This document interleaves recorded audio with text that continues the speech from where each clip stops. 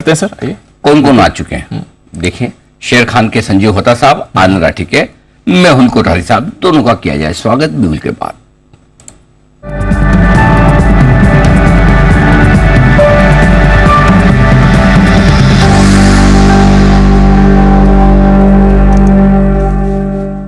संजीव जी और मेहुल जी, आप दोनों का बहुत बहुत स्वागत है। शुरुआत संजीव सर आपके साथ की जाए। बताएं सर, आज के लिए कौन सा स्टॉक आपने चुना है लॉन्ग टर्म पिक के तौर पर?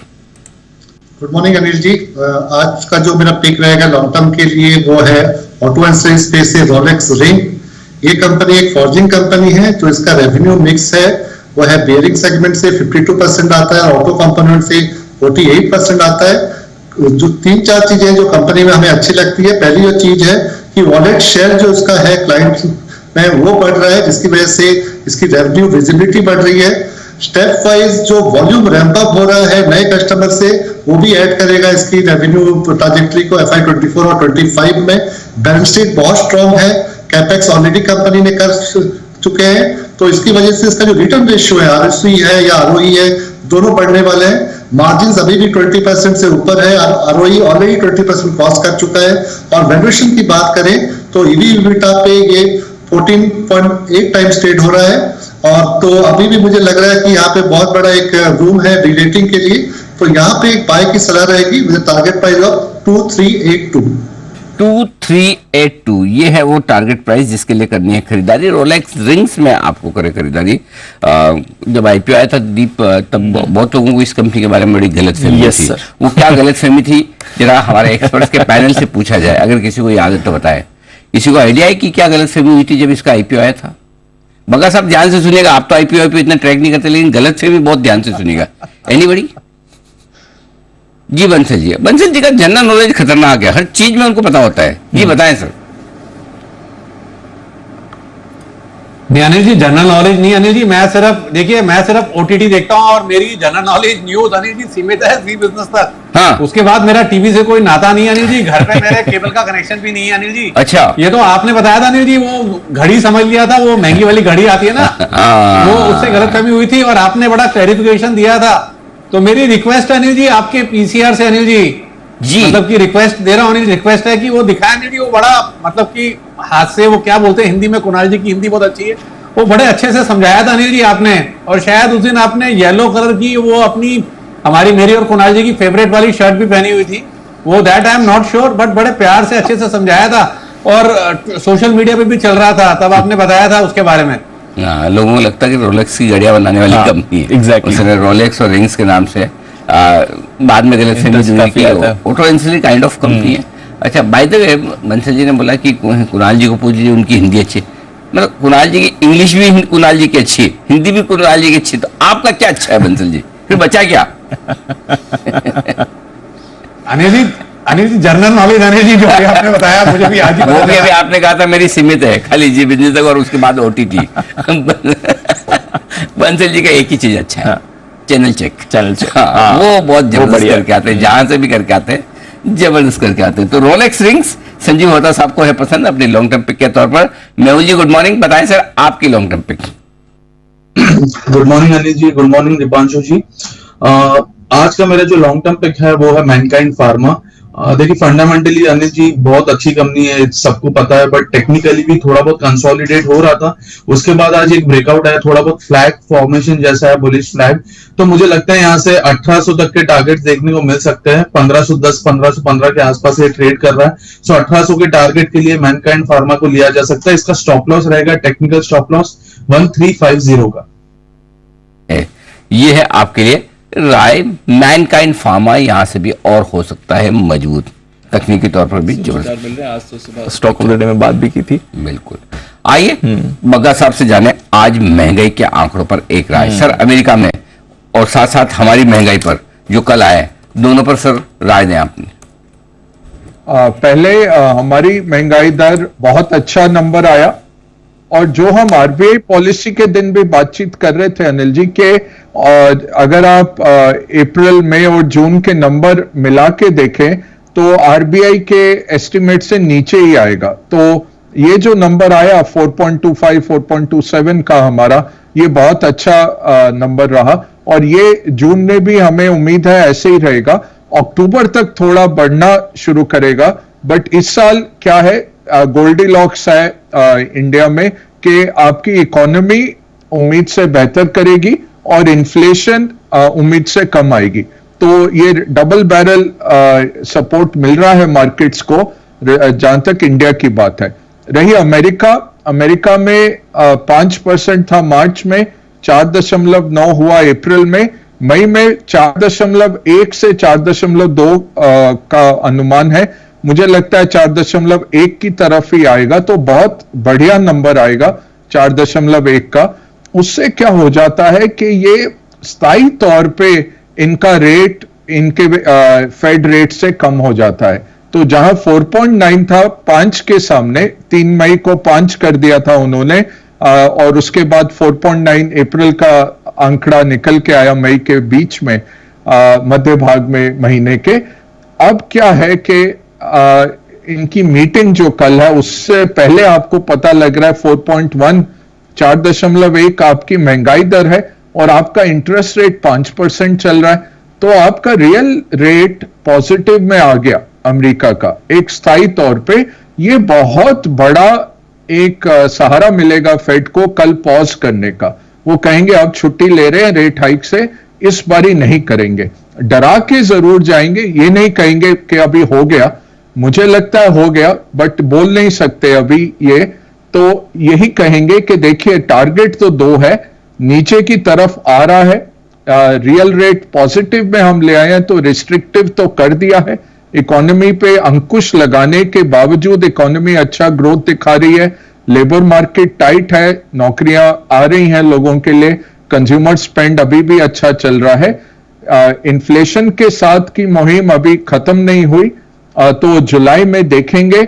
आप ये मत सोचिए कि आज पूर्ण विराम हो गया, ये अर्ध विराम ही है, एक पॉज है, इसको पॉज की तरह लीजिए। शायद ये स्किप भी हो, स्किप एंड हाइक हो जाए या पॉज एंड पॉज हो जाए, तो इस पे वो थोड़ा ओपन छोड़ेंगे क्योंकि 2% के टारगेट पे वो कमिटेड हैं। बट ओवरऑल बहुत अच्छा नंबर आया अनिल जी। आज शाम का जो आएगा 4.1 अगर आ जाता है तो ये बहुत अच्छा नंबर रहेगा, और कल फिर आप देखेंगे आज शाम तक की प्रोबेबिलिटी 90% से ज्यादा हो जाएगी कल के पॉज आने की। तो ये है आपके लिए बग्गा साहब की तरफ से राय इन्फ्लेशन को लेकर। हमारे इन्फ्लेशन में बड़ी राहत है, 25 महीने के निचले स्तर पर हमारा इन्फ्लेशन आया है और करीब 25 महीने के निचले स्तर पर अमेरिका का भी इन्फ्लेशन आज आ सकता है, ऐसा अनुमान बनाया हुआ है।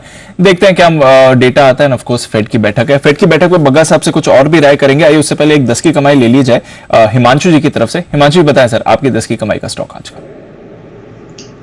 जी दीप, मुझे जो स्टॉक है पोजिशनल तौर पर पसंद है, स्टॉक है गोदावरी पावर एंड इस्पात। 430-431 रुपए के आसपास ये स्टॉक अभी करंटली ट्रेड कर रहा है। मौजूदा लेवल्स पर खरीदें, कोई भी अगर गिरावट मिलती है 415-420 के जोन में, वहां पर पोजीशन को ऐड करें। क्लोजिंग बेसिस पर स्टॉप लॉस मेंटेन करें 400 रुपए के नीचे का। और मेरा मानना है कि जिस तरह से चार्ट फॉर्मेशन है, जिस तरह की लंबी कंसोलिडेशन के बाद स्टॉक में वापस से ब्रेकआउट आता हुआ नजर आ रहा है, मोमेंटम बिल्ड हो रहा है, ये स्टॉक आने वाले कुछ हफ्तों में 500 रुपए के ऊपर जाने का पोटेंशियल रखता है। तो 525 और 540 रुपए के 2 पोजिशनल टारगेट्स के लिए गोदावरी पावर और इस्पात रहेगा आज पोजिशनली 10 की कमाई के लिए खरीदारी का एक आइडिया। ओके, तो गोदावरी पावर इस पर भी रखनी है नजर। पावर सेक्टर के स्टॉक्स आपको बढ़िया मोमेंटम में दिख भी रहे हैं और फिलहाल देखिए 7% की तेजी आती हुई दिख रही है, तो बड़ा उछाल इस काउंटर पर आपको फिलहाल आते हुए दिख रहा है और 540 से 550 तक के लेवल्स जाने की क्षमता भी ये काउंटर रखता है। आइए पोजिशनल पिक्स भी ले ली जाए आज संजीव होता सर और मेहुल खरारी साहब से। संजीव सर बताएं आज की पोजिशनल पिक कौन सी लेकर आए आप? जी, आज की जो पोजिशनल पिक रहेगी वो है जुपिटर वैगन। ये कंपनी रेलवे वैगन्स में कामकाज करती है और वैगन्स के अलावा इसका जो बिजनेस है वो ब्रेकिंग सिस्टम है और ये कमर्शियल व्हीकल्स के लिए बॉडीज भी बनाती है। जो मेन इसका बिजनेस अभी जो ग्रो कर रहा है वो है वैगन्स का बिजनेस। हम सब देख ही रहे हैं कि जिस तरह का गवर्नमेंट का ऑर्डर्स आ रहे हैं रेलवे सेक्टर में, ऑलमोस्ट 50,000 से 80,000 वैगन का ऑर्डर है इन नेक्स्ट 39 मंथ्स। तो बहुत बड़ा एक टेलविंड बन के उभर रहा है रेलवे सेक्टर के लिए। और यहाँ पे जो JW जुपिटर वैगन है वो बहुत अच्छी पोजीशन है to capture all this growth. 5,800 crore का ऑलरेडी इनके पास एक ऑर्डर बुक है और उनको लग रहा है कि बाय एंड ऑफ FY24 उनका जो कैपेसिटी है पर मंथ का वो 700 वैगन का हो जाएगा, वो अभी 600 वैगन का है। और वैल्यूएशन की बात करें, अभी भी कंपनी 13 टाइम पे ट्रेड हो रही है FY25 पे और अर्निंग ग्रोथ इसका 82% कैगर का है। तो यहाँ पे पोजिशनल बाय की सलाह रहेगी with target price of 169। Okay, तो यह है आपके लिए जुपिटर वैगन्स, जहां पर आपको करनी है खरीदारी 169 के टारगेट के लिए। यहां पर खरीदारी की राय आपके लिए आती हुई दिख रही है। स्टॉक में भी आप थोड़ा मोमेंटम देख सकते हैं। रेलवे से जुड़े स्टॉक्स में तो हमने वैसे भी देखा है रिसेंटली एक बड़ी रैली आती हुई दिखी है। 169 के टारगेट तक खरीदारी करके चलें। आइए एक बार नजर डाल देते हैं आज कमोडिटी बाजार के एक्शन पर भी और किस तरह की मूव्स बनती हुई दिख रही हैं। करीब 1-1.25 घंटा हो गया है मार्केट को खुले हुए। करेंसी मार्केट में तो कुछ ज्यादा मूव आ नहीं रही है। 1 पैसे मजबूत खुला था रुपया, अभी 1 पैसे कमजोर आपको दिख रहा है। तो एसेंशियली एकदम फ्लैट मूव आपको यहां पर होते हुए दिख रहा है। बट थोड़ी आपको मूव नेचुरल गैस में आती हुई दिख रही है, 1.5% ऊपर है। कच्चा तेल कल की बड़ी गिरावट के बाद आज कुछ करने के मूड में नहीं है, एकदम फ्लैट यहां पर आपको कारोबार होते हुए दिख रहा है। सोने पर रखिए नजर, 1/4% ऊपर सोने के दाम आपको आते हुए दिखे हैं। सिल्वर में भी करीब ½ % की तेजी है, 400 रुपए ऊपर आपको भाव ट्रेड करते हुए दिख रहे हैं। बेस मेटल्स आज क्लियरली बाउंस बैक के मूड में है। सुबह से जिंक पर अच्छी खरीदारी आ रही है, 0.5% ऊपर जिंक ट्रेड कर रहा है। एल्यूमिनियम 1/4% ऊपर है। कॉपर में भी आपको ½ % की तेजी दिख रही है। लेड आपको एकदम फ्लैट ट्रेड करते हुए दिखेगा। तो आज ज्यादातर कमोडिटीज में एक बाउंस बैक का मूड आते हुए दिख रहा है। बड़ा बाउंस बैक नहीं है, बट कल की बड़ी गिरावट के बाद हल्का बाउंस तो आपको आते हुए दिख ही रहा है। तो यहां पर रखनी है नजर। बट आज भी कल की तरह हमारा फोकस 3 अहम खबरों पर रहने वाला है। लिमिट में रहो, यहां पर करेंगे सबसे पहले फोकस। 11:26 पर सरकार ने गेहूं पर स्टॉक लिमिट लगा दी है, यानी कारोबारी तय मात्रा से ज्यादा स्टॉक नहीं रख सकते हैं अपने पास। इसके अलावा सरकार ने खुले बाजार में भी गेहूं बेचने का ऐलान किया है। तो ये जो बड़ा ऐलान सरकार की तरफ से आया है, इसका गेहूं की मार्केट पर कितना बड़ा इंपैक्ट होगा, यहां पर डिटेल एनालिसिस करेंगे। 11:26 पर जरूर जुड़िए उसके लिए। उसके बाद जीरे में जान बाकी, 11:35 पर कई दिनों की भारी उठापटक के बाद जीरे ने फिर से रफ्तार पकड़ी है। करीब 1.5 महीने बाद दाम आपको 49,000 के ऊपर आते हुए दिख रहे हैं। तेजी की नई पारी में कहां तक जाएगा जीरे का भाव, इस पर भी होगी चर्चा 11:35 पर। और फाइनली क्यों घबराया क्रूड, 11:40 पर। ये देखिए कच्चे तेल में जो भारी गिरावट आई है, कल हमने देखा 4% टूटा है। 1.5 साल के निचले स्तर तक दाम आपको आते हुए दिखे। क्या है बड़ी वजह इस गिरावट के पीछे? क्योंकि पिछले हफ्ते ओपेक ने कहा था कि वो तो अपना प्रोडक्शन घटाने वाले हैं। डिटेल एनालिसिस करेंगे एक्सपर्ट्स के साथ 11:40 पर। जरूर जुड़िए इसके लिए भी। बट एक डिटेल एनालिसिस आइए बग्गा साहब के साथ भी कर लें। कच्चे तेल पर बग्गा साहब की भी राय लेनी है। इन्फ्लेशनरी प्रेशर कम करने के लिए तो बहुत बढ़िया खबर है। बट एसेंशियली सर, पिछले हफ्ते भी हमारी बात हुई थी, ओपेक ने जब कहा था कि हम प्रोडक्शन और काटने वाले हैं, सऊदी लेड प्रोडक्शन कट आ रहा था। इतने अटेम्प्ट्स के बावजूद भी हम देख रहे हैं कि कच्चे तेल के दाम ऊपर नहीं जा रहे हैं, लगातार नीचे ही आते हुए दिख रहे हैं। ये डिमांड की चिंता है या कुछ और फैक्टर्स हैं बाजार में जो प्ले आउट हो रहे हैं? और आपकी क्या राय बनती है, यहां से फिर ऑयल के प्राइसेस कहां तक जा सकते हैं सर? जी दीप, ऑयल प्राइसेस एक रेंज बाउंड ही रहेंगे, क्योंकि बहुत नीचे तो जाने नहीं देगा सऊदी, और उसके पास है विकल्प के कम सप्लाई करते। अगर बहुत नीचे कीमतें जाएंगी तो यही 70 से 80 के बीच में ही रहेगा ब्रेंट। अब इसके कारण क्या है? एक है चाइनीज स्लोडाउन, चाइना का पिकअप उतना स्ट्रांग नहीं हुआ जितने की उम्मीद थी। दूसरा, यूएस काफी हद तक कंटिन्यू हो रहा है सेल्फ सप्लाइड ही। तो यूएस में हम देख रहे हैं एक काउंट बड़ा है और वो अपने को सप्लाई कर पा रहे हैं, और इतनी बड़ी नहीं, उनकी लागत भी नहीं बढ़ी। तीसरा है कि नाइजीरिया, अंगोला, रशिया जैसे अपने कैपेसिटी से काफी कम उत्पादन पहले ही कर रहे थे। तो जो कटौती अनाउंस भी करते हैं वो ज्यादा फॉर्मेलिटी रहती है दीप, जैसे हम पहले भी बात कर चुके हैं कि वो फॉर्मेलिटी होती है कि इतना बैरल्स हम कम करेंगे उत्पादन, वो तो उतना पहले से ही उत्पादन कम हो रहा था। अब रहा बात ईरान या वेनेजुएला या काफी हद तक ईस्टर्न रशिया का जो तेल चाइना को जाता है, वो तो काउंट नहीं हो रहा है। तो ये भी एक एक्स्ट्रा सप्लाई आपने पढ़ा होगा अभी कुछ दिन पहले अमेरिका ने एक ईरानियन टैंकर को भी सीज किया हाई सीज में, जो कि तेल ले जा रहा था ईरान से सैंक्शंस के विरुद्ध। तो वो तेल की सप्लाई तो चल रही है, स्पेशली रशियन तेल की, और रशिया का यही मंसूबा है कि जितना तेल बेच सके, क्योंकि और उनकी इकोनॉमी काफी तहस नहस हो रही है सैंक्शंस के चलते, तो तेल ही उनका एक बहुत बड़ा जरिया है पैसे कमाने का चीन से, और बाकी जो एग्रीकल्चर हो गया और मिनरल कमोडिटीज वो बेच रहे हैं। तो ओवर सप्लाइड मार्केट है, डिमांड इतना पिकअप नहीं कर रही। अब क्या आगे जाके डिमांड पिकअप करेगी? जुलाई में जब सऊदी 10 लाख बैरल दिन के निकालेगा, हाँ थोड़ा बहुत इंपैक्ट आएगा, बट अभी भी मार्केट विश्वस्त स्थिति में नहीं है कि यहां से तेल की लागत बहुत तेजी से बढ़ने वाली है, उल्टा स्लो डाउन ही दिख रहा है सबको। तो ये कारण है मूलभूत कि जिससे तेल की कीमतें एक रेंज में है। ओके, तो रेंज में ही रहेंगी, कुछ ज्यादा एक्सपेक्ट नहीं करिए कि रेंज के बाहर आए, बट नॉनदलेस ये जो गिरावट आई है और स्पेशली 1.5 साल के निचले स्तर तक हमने प्राइसेस को जाते हुए देखा है, एक राहत की बात तो जरूर हमारे लिए आती हुई दिखी है। आइए पोजिशनल कॉल लेते हैं मेहुल कोठारी साहब की तरफ से। मेहुल जी बताएं सर, आपकी आज की पोजिशनल पिक। दीपांशु जी, आज का जो मेरा पोजिशनल पिक है वो है Punjab chemical and crop protection limited, इसलिए क्योंकि काफी ज्यादा ही ओवरसोल्ड हो गया है, और 2021 में ये काउंटर जब 750-800 के ऊपर निकला था, तब हमने 2000 तक की रैली देखी, तो वही डिमांड जोन को इसने फिर से रीटेस्ट किया, 750 से 800 का जोन, फिर कंसोलिडेट, अब फ्रेश ब्रेकआउट आया, तो ये कंफर्मेशन हो गया है कि यहाँ पे फिर से ट्रेंड रिवर्सल हो गई है। तो 880 के पास इसको खरीदने की सलाह रहेगी। इसका स्टॉप लॉस 790 का रहेगा और अपसाइड टारगेट 1040 का रहेगा। टारगेट 890 का स्टॉप लॉस, खरीदारी करके चलिए पंजाब केमिकल्स, ये काउंटर आपके रेडार पर रहना चाहिए। स्टॉक में भी आपको मोमेंटम आते हुए दिख सकता है। आइए एक स्टॉक जहां पर बढ़िया मोमेंटम रिसेंटली बना हुआ था, आज एक सीएलएसए की रिपोर्ट के बाद थोड़ी नरमी आती हुई दिख रही है, बट भरोसा अनिल जी का काफी इस पर भरपूर, बाकी मार्केट पार्टिसिपेंट्स का है, बाकी ब्रोकरेजेस का भी बढ़िया भरोसा है, और वो है आपके लिए हीरो मोटोकॉर्प। फ्लैट ट्रेड कर रहा है, मामूली सुस्ती में इस समय आपको हीरो मोटोकॉर्प दिखेगा, बट आगे स्टॉक की चाल कैसी रह सकती है? यहां से और तेजी बनेगी या फिर कमजोरी आ सकती है?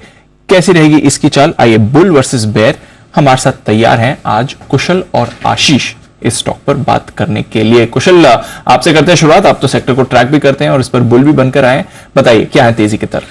बिल्कुल दीप, तो आज नहीं 10 दिन पहले भी मैं इसी स्टॉक पर बुल बना था, और कहीं ना कहीं यहां पर कॉन्फिडेंस इन्वेस्टर डे इनका जो हुआ है उसके बाद और बढ़ता हुआ दिख रहा है। इसमें सबसे पहले इन्वेस्टर डे में इन्होंने ये चीज हाईलाइट की है कि अगले 4 तिमाहियों में ये यहां पर 100 से ज्यादा स्टोर्स खोलेंगे प्रीमियम पोर्टफोलियो को ध्यान में रखते हुए। तो ये जो एक्सक्लूसिव स्टोर्स खुलेंगे आगे चलकर एक डिस्ट्रीब्यूशन मॉडल के हिसाब से यहां पर हीरो मोटोकॉर्प के लिए जो इनकी प्रीमियम पोर्टफोलियो की वॉल्यूम्स है वहां पर बड़ा जंप आने की उम्मीद है, और इसी वजह से मुझे लग रहा है कि यहां पर जो कंपनी की मैनेजमेंट है वो इसी वजह से बुलिश भी हो रही है कि आगे चलकर इनके काफी सारे प्रीमियम पोर्टफोलियो में लॉन्चेस भी होने वाले हैं और डिस्ट्रीब्यूशन भी बढ़ेगा। तो दोनों ही फ्रंट पर कंपनी काफी बेहतर प्रदर्शन कर सकती है। लेकिन ब्रोकरेज हाउस को इस बात के ऊपर बिल्कुल भी भरोसा नहीं है। देखिए वो मान रहे हैं कि इंडस्ट्री में तो ग्रोथ आ रही है, लेकिन लगातार हीरो मोटोकॉर्प लैग कर रहा है और आगे भी अंडर परफॉर्मेंस यहां पर देखने को मिल सकता है। खास तौर पर अगर आप देखें तो 2 चीजें ऐसे जो बड़ी चिंता का कारण है, और शायद इसी के चलते इन्वेस्टर डे के हाइलाइट्स के बाद भी स्टॉक में थोड़ी बहुत गिरावट है।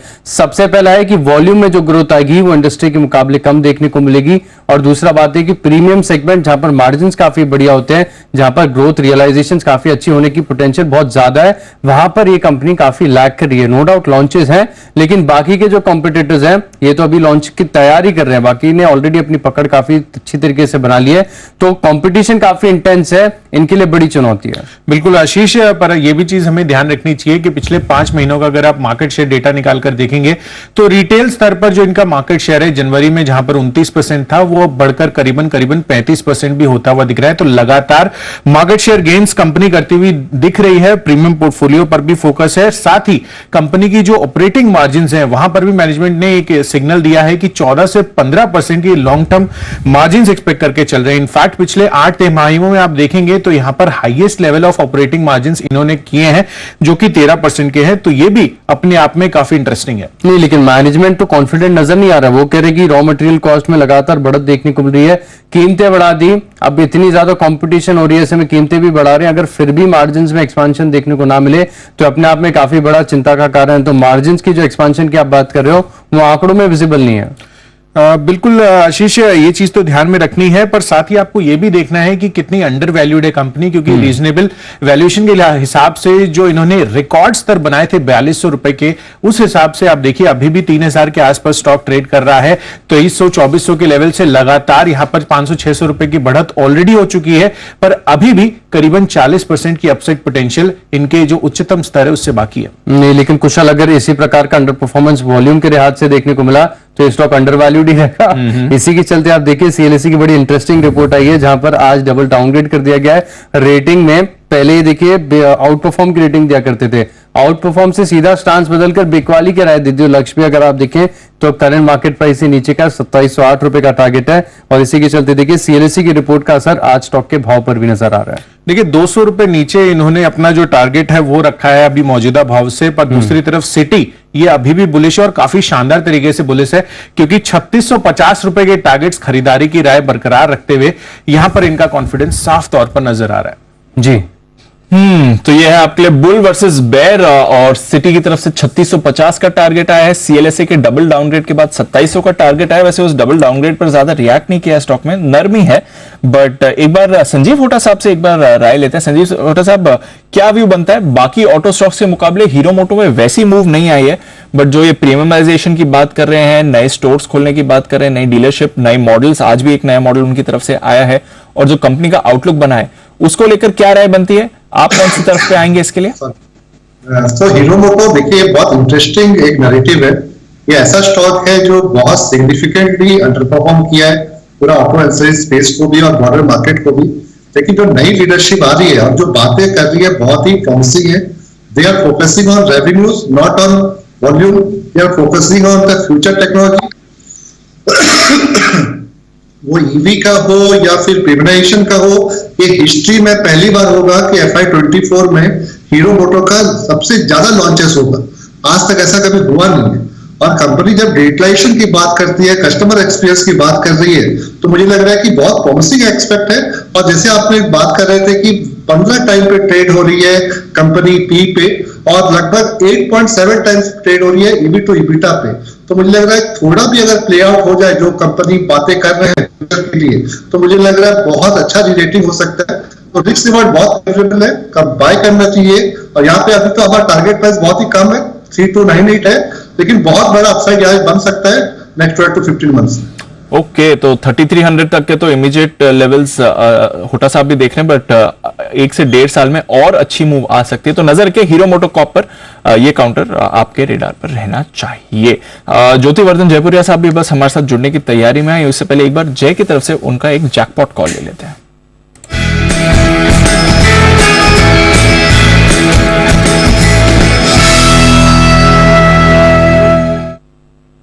बताएं जय। बिल्कुल दीप, आईटीसी फ्यूचर्स खरीदने की मेरी सलाह है। अभी ट्रेड कर रहा है ये 446.75 पे दीप, एंड मेरा ये मानना है कि आज का जो करीब करीब लो है 440 के आसपास का, ये बहुत ही इंपॉर्टेंट सपोर्ट लेवल है।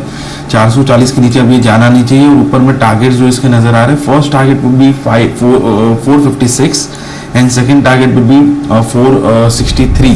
सो 456, 463 ये दो टारगेट्स के लिए खरीदे आईटीसी फ्यूचर्स। दीप एक बहुत ही बढ़िया फॉलिंग चैनल ब्रेकआउट है ये स्टॉक में, ट्रेंड कंटिन्यूएशन, एक लगातार एक अप ट्रेंड हमें देखने मिला। थोड़ी बहुत प्रॉफिट बुकिंग आई थी पिछले 1-2 हफ्तों से, बट अब मुझे ऐसा लग रहा है कि वो एक कंसोलिडेशन या तो करेक्शन में से अब निकल रहा है, ब्रेकआउट दे रहा है ऊपर की तरफ, एंड इंडिकेटर्स में भी एक शॉर्ट टर्म इंडिकेटर्स में भी फिर से एक बुलिश क्रॉसओवर वहां पे आते हुए देखने मिला है। तो आईटीसी पर रखिए नजर, सुबह से ही काफी एक्टिव हो रहा है, बाजार के भी रेडार पर है और गेंस में अच्छी बन रही है। 456, 463 के टारगेट जय की तरफ से। आइए हमारी खास सीरीज मार्केट आउटलुक में तैयार है हमारे साथ वोलेंटिस एडवाइजर्स के founder and MD Jyotivardhan Jaipuria.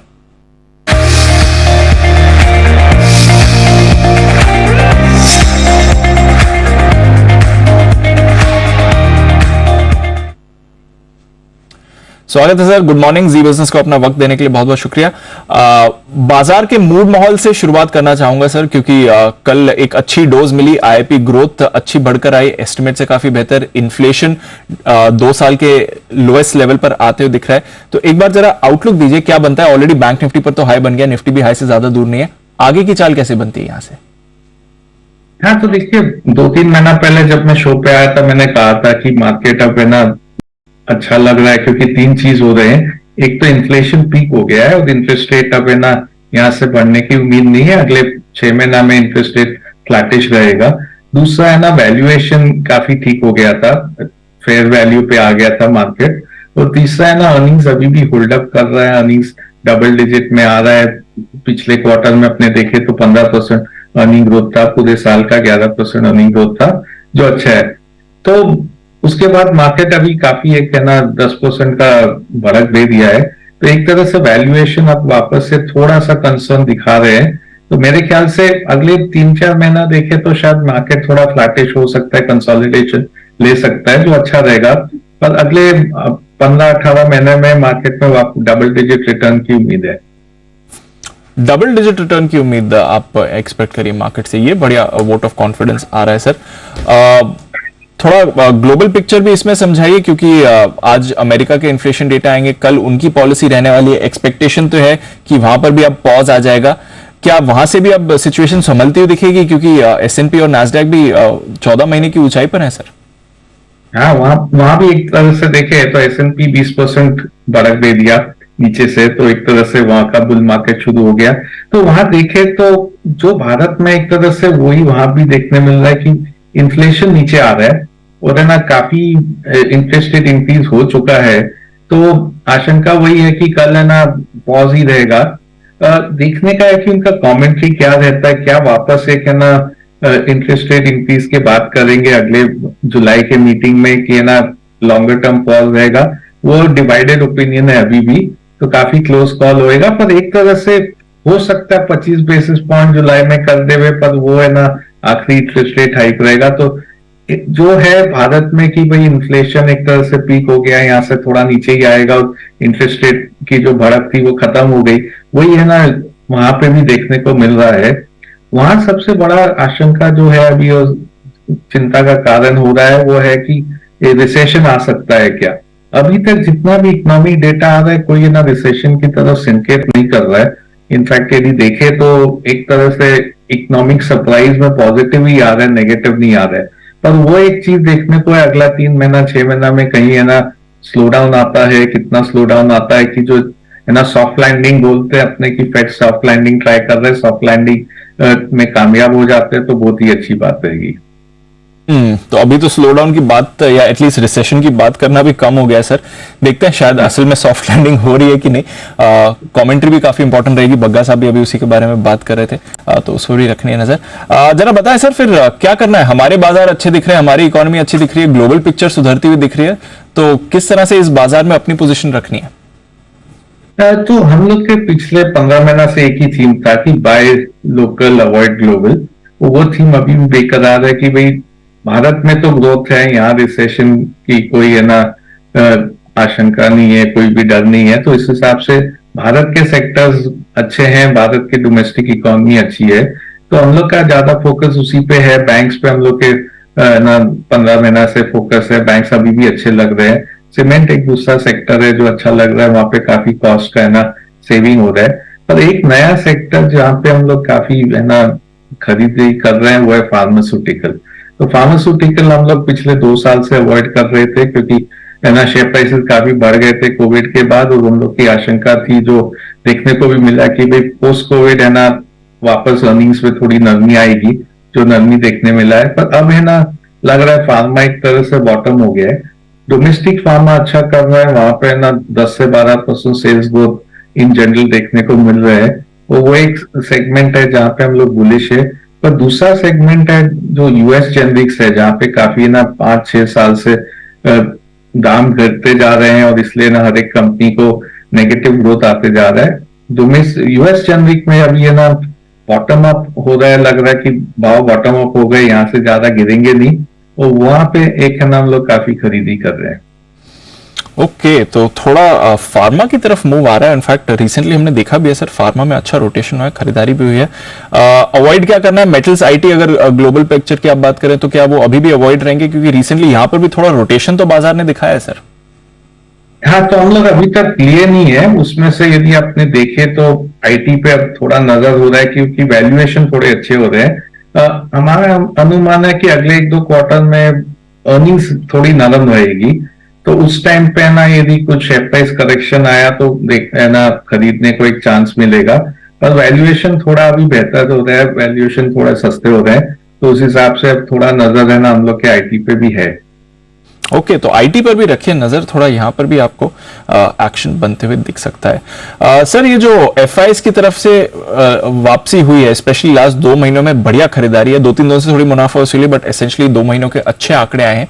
क्या इनका भरोसा बना रहेगा बाजार में इस समय? देखिए, जो आया था कि है ना वैल्यूएशन भारत में अच्छे हो गए थे। तो पिछले साल अपने देखे इंडिया ना करीब 120% प्रीमियम पे था, जो एमएससीआई का पी है उसके कंपैरिजन में। बाद में जब चाइना बढ़ गया तो ये पी है ना करीब 60 हो गया था। तो 60% है ना एवरेज है इंडिया का प्रीमियम एमएससीआई के कंपैरिजन में पिछले 15 साल में। तो इसलिए ना वैल्यूएशन ठीक हो गए थे। इंडिया थोड़ा अंडर परफॉर्म कर दिया था, चाइना काफी ऊपर चला गया था, तो इसलिए वो रोटेशनल बाइंग आ गया है। अभी वापस से थोड़ा प्रीमियम बढ़ रहा है, तो मेरे ख्याल से एक बार थोड़ा सा ज्यादा नेगेटिव नहीं रहेंगे एफआई, पर है ना हो सकता है थोड़ा जो तेजी से खरीद रहे थे वो थोड़ा सा स्लो डाउन हो सकता है अगले 2-3 महीने में। वैल्यूएशन को देख के थोड़ा वैल्यूएशन वापस अच्छा आएगा तो वापस आ जाएंगे। भारत है ना सब लोग मानते हैं कि बेस्ट परफॉर्मिंग इकोनॉमी रहेगा इस साल भी अगले साल भी, तो उस है ना लाइट में देखे तो एफआई का वैसे पॉजिटिव ही स्टांस रहेगा भारत पे। चलिए, तो सारी कमेंट्री बढ़िया, आप बढ़िया मूड सुधारने वाला काम करके जा रहे हैं ज्योति सर। जो भारत पे आउटलुक है, इकोनॉमी पे आउटलुक है, मार्केट्स में डबल डिजिट रिटर्न्स की एक्सपेक्टेशन है, और स्टॉक्स और सेक्टर्स पे तो फोकस है ही। बहुत बहुत शुक्रिया सर आज सुबह जुड़ने के लिए और हमारा मूड माहौल इतना अच्छा करने के लिए। एक छोटा सा ब्रेक लेते हैं, ब्रेक के बाद बग्गा साहब से बात करनी है, शॉर्ट टर्म पिक्स लेनी है, संजीव होटल साहब, मेहुल कोठारी साहब की तरफ से कुछ 10 की कमाई के आइडियाज भी आना बाकी हैं, एंड ऑफ कोर्स एक खास मैनेजमेंट से भी मिल पाएंगे आपको। तो बहुत एक्शन बाकी है, 2 मिनट पे लौटेंगे।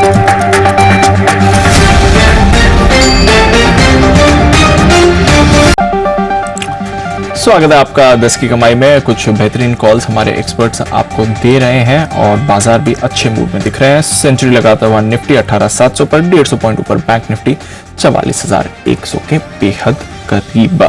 आइए न्यूज पर व्यूज, एक खास मैनेजमेंट है तैयार हमारे साथ। आज हम बात कर रहे हैं आईजीएल के साथ।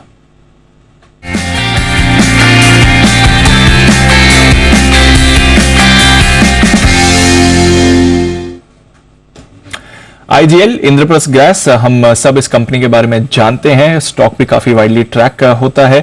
देश की सबसे बड़ी सिटी गैस डिस्ट्रीब्यूशन कंपनी है ये। 1998 में शुरुआत हुई थी। 1999 में दिल्ली से सिटी गैस डिस्ट्रीब्यूशन प्रोजेक्ट खरीदा था इन्होंने गेल के।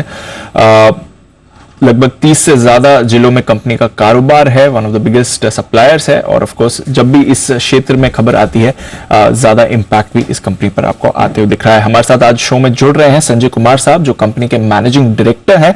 सर का काफी इंप्रेसिव बैकग्राउंड है स्पेस में, 35 साल से ज्यादा का अनुभव है इस सेक्टर में, और आईआईटी खड़गपुर से मैकेनिकल इंजीनियरिंग में बीटेक है सर के बाद। इसके बाद इग्नू से एमबीए किया है, आईएसबी का लीडरशिप प्रोग्राम किया है सर ने, और साथ ही बिजनेस प्लानिंग और ग्रोथ में आईआईएम लखनऊ से भी सर जुड़े हुए थे। तो बहुत बहुत शुक्रिया सर आज जी बिजनेस को अपना वक्त देने के लिए और हमारे साथ बात करने के लिए। 3-4 चीजों पर आपसे बात करनी है सर, बट शुरुआत करेंगे एक एक्सक्लूसिव खबर जो आज सुबह ही हमारे रिपोर्टर ने हमें बताई थी। सरकार की तरफ से एलएनजी कॉरिडोर पर बातचीत चल रही है और ऑलरेडी उन्होंने स्टेक होल्डर्स के साथ डिस्कशंस भी इस पर शुरू कर दिए हैं। ऐसी हमारे पास खबर आई है, 2 पायलट कॉरिडोर्स भी शुरू कर दिए हैं। फोकस है कि गैस डिस्ट्रीब्यूशन बढ़ाया जाए, नेटवर्क बढ़ाया जाए और अडॉप्शन भी बढ़ाया जाए, स्पेशली ऑटो सेक्टर की तरफ से, बाकी इंडस्ट्रियल यूज की तरफ से भी। जरा इसके बारे में कुछ आप बता सकते हैं? क्या आप भी इस चर्चा का हिस्सा बने हैं या क्या कुछ प्लान किया जा रहा है, डिस्कस किया जा रहा है सर? देखिए, सबसे पहले तो मैं व्यूअर्स को नमस्कार करना चाहता हूं। एलएनजी कॉरिडोर जो है वो एक सरकार की नीति के अंतर्गत है, और जो अगला 10 साल है उस समय जो हैवी ड्यूटी ट्रांसपोर्ट है वो एलएनजी पे शिफ्ट हो सकता है। तो एलएनजी कॉरिडोर एक योजना है जिसके अंतर्गत बड़े बड़े जो हाईवेज हैं उसके ऊपर हम एलएनजी फ्यूलिंग स्टेशन बनाएंगे। तो सारी कंपनियां इसके ऊपर काम कर रही हैं और आईजीएल भी इसका हिस्सा है। हम भी 5 एलएनजी स्टेशन के ऊपर काम कर रहे हैं। हमारा एक एलएनजी स्टेशन ऑलरेडी अजमेर में चालू है। कई जगह पे इस तरीके से कॉरिडोर बनेंगे और प्लान ये है कि लगभग 300 एलएनजी स्टेशन अगले 5-6 साल में हाईवेज के ऊपर, स्पेशली गोल्डन क्वाड्रिलेटरल और जो मेजर रोड्स हैं उसके ऊपर आ जाए, जिससे कि जो ट्रक है, हैवी ट्रक्स, उनकी फ्यूलिंग टोटली एलएनजी पे शिफ्ट हो जाए। ये एक काफी अच्छी नीति है, काफी अच्छी प्लान है और इससे एमिशंस के कंट्रोल करने में, डीजल को सब्स्टिट्यूट करने में काफी सफलता मिलेगी। और सर इसमें आपका योगदान या आपका हिस्सा कितना हो सकता है? कितने स्टेशन आपके बन सकते हैं? कहाँ का कुछ इस पर भी प्लानिंग हुई है सर? जी, तो हम लोग अजमेर में, जैसा मैंने बताया, एक एलएनजी स्टेशन ऑलरेडी हमारा चल रहा है। इसके अलावा जो भी हमारे जीए हैं, जो ज्योग्राफिकल एरियाज हैं, जैसे कानपुर है, गाजियाबाद है, गौतम बुद्ध नगर है, रेवाड़ी है, इन सब में हम प्लान कर रहे हैं टोटल 5 एलएनजी स्टेशन लगाने की प्लानिंग चल रही है। ऑलरेडी हम लोग जमीन के लिए स्काउट कर रहे हैं। जैसे ही जमीन हमें मिल जाएगी, इक्विपमेंट्स ऑर्डर करेंगे और उसको कमीशन करेंगे। एक एलएनजी स्टेशन बनाने में जमीन मिलने के बाद लगभग 1 साल का समय लगता है, 9 महीने से 1 साल का। चलिए सर, तो अच्छा है, बड़े प्लान बन रहे हैं और आपका भी इसमें अच्छा योगदान रहेगा। सर दूसरी जो डेवलपमेंट आपकी स्पेस में हुई है वो है गैस प्राइसिंग को लेकर। अब मंथली रिवीजन होने वाला है। रिसेंटली हमने देखा कि इस महीने के प्राइसेस भी आए थे। जरा बताइए, पिछली रेजिम जहां पर साल में 2 बार होता था, वहां से अब मंथली रिवीजन हो रहा है, क्या एग्जैक्टली इंपैक्ट हुआ है? 2 महीने हो गए इस स्ट्रैटेजी को भी इंप्लीमेंट हुए, कैसे इस पर कामकाज हो रहा है अब? देखिए, 9 अप्रैल से जब से ये नया जो प्राइसिंग पॉलिसी है वो लागू हुई है, हमारे लिए जो दाम है वो सेम रहेगा। अभी इस महीने भी मोस्ट लाइकली ये $6.5 पर MMBTU पे ही रहेगा। पिछले महीने और उसके पिछले महीने भी उतना ही था। तो जो दाम कैलकुलेट होता है वो 10% ऑफ ब्रेंट क्रूड ऑयल पे होता है, लेकिन उसमें एक सीलिंग लगी हुई है $6.5 की, जो कि जो नई प्राइसिंग कमेटी की रिपोर्ट थी, डॉक्टर किरित पारेख कमेटी रिपोर्ट, उसके हिसाब से हुआ है। और उससे सीजीडी कंपनीज को काफी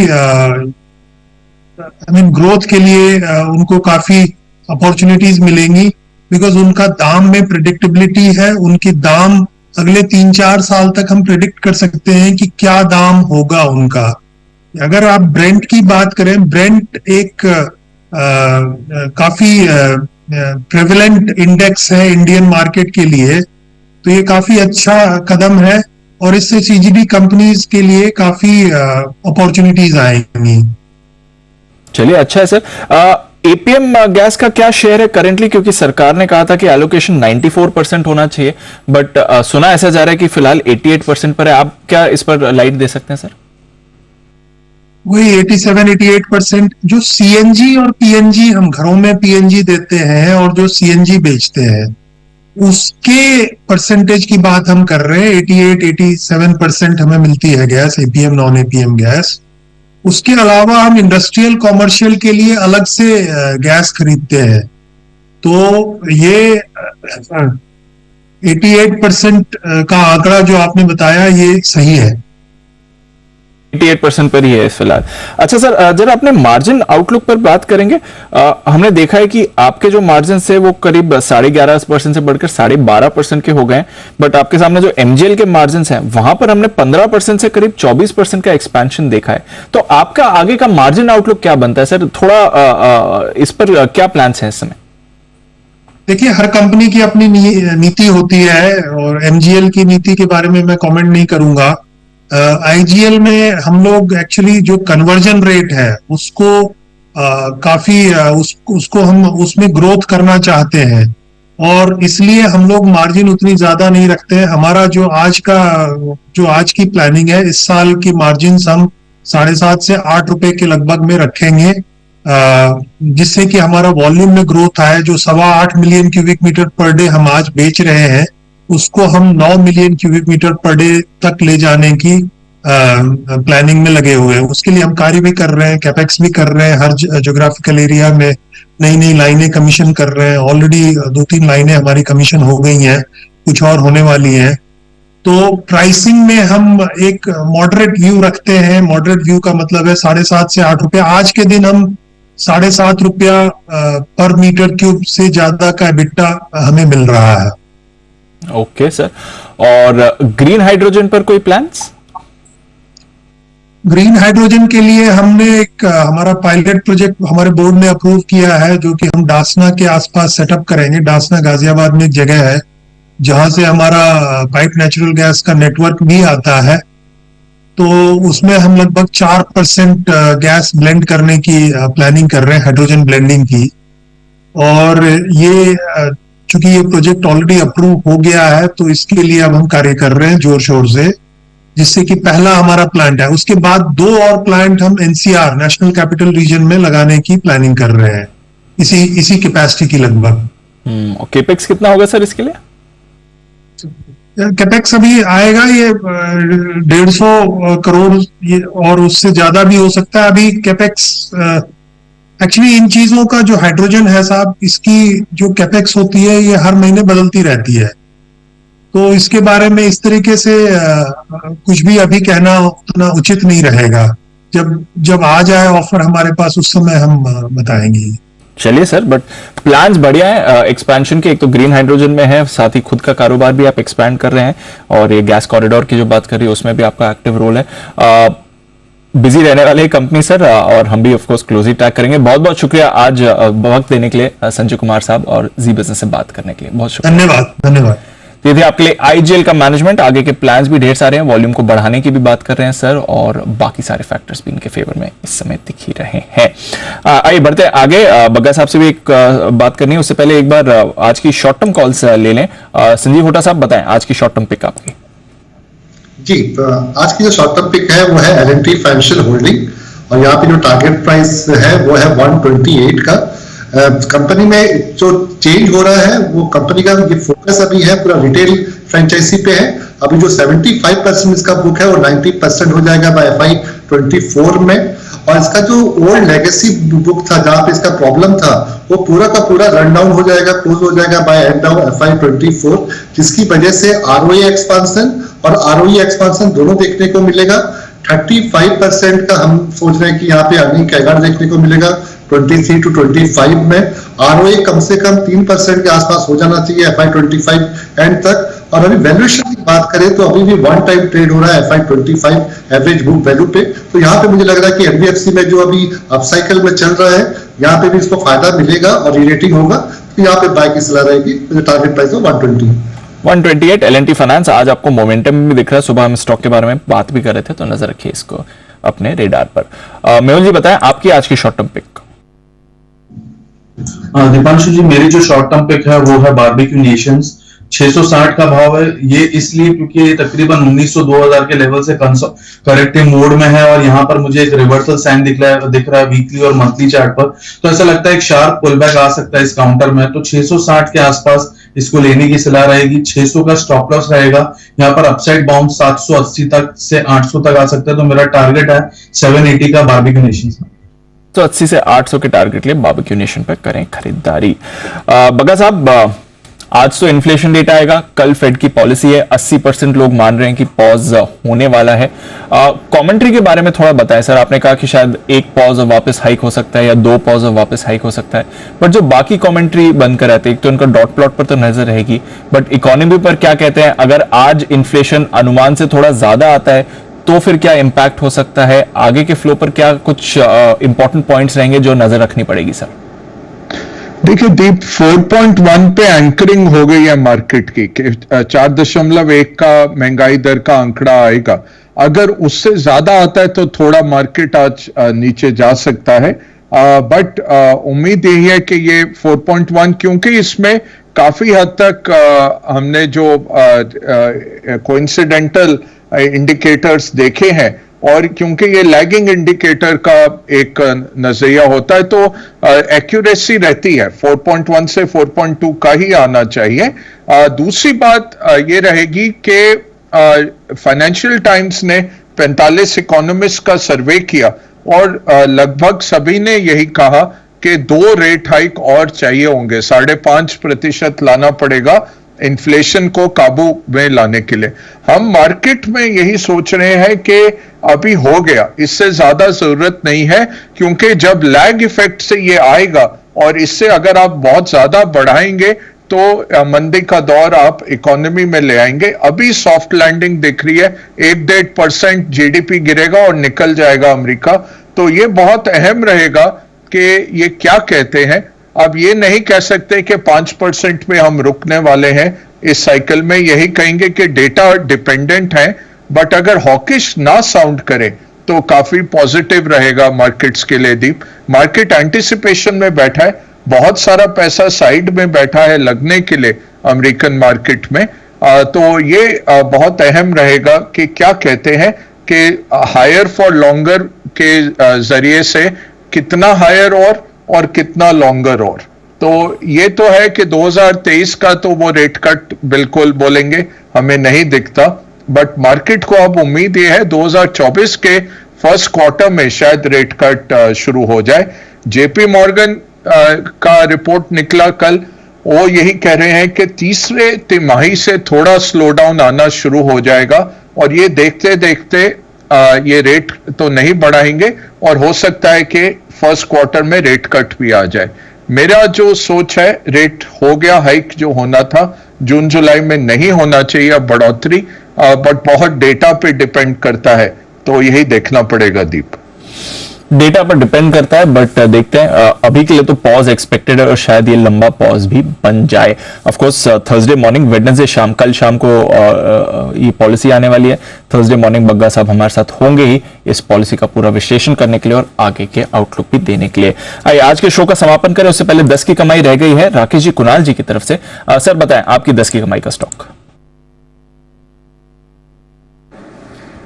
देखिए दीपांशु, 10 की कमाई में मैंने और राकेश जी ने आज चुना है स्पेशलिटी रेस्टोरेंट्स को। स्पेशलिटी रेस्टोरेंट्स पर हमारी खरीदारी की राय है और इसकी 2 मूल वजह। एक तो देखिए, अगर आप इसका वैल्यूएशन देखें और उसकी तुलना QSR कंपनी से करें तो एक बहुत बड़ा गैप दिखता है।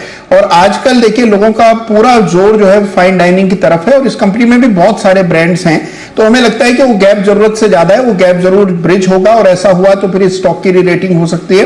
और दूसरी वजह है कि चार्ट पर एक बहुत शानदार पैटर्न बना है जिसको कप विद हैंडल पैटर्न कहते हैं। ये वीकली चार्ट्स पर विकसित हुआ है, तो इस पैटर्न के दम पर स्टॉक में आपको नए लेवल्स देखने को मिलेंगे। Over to Rakesh.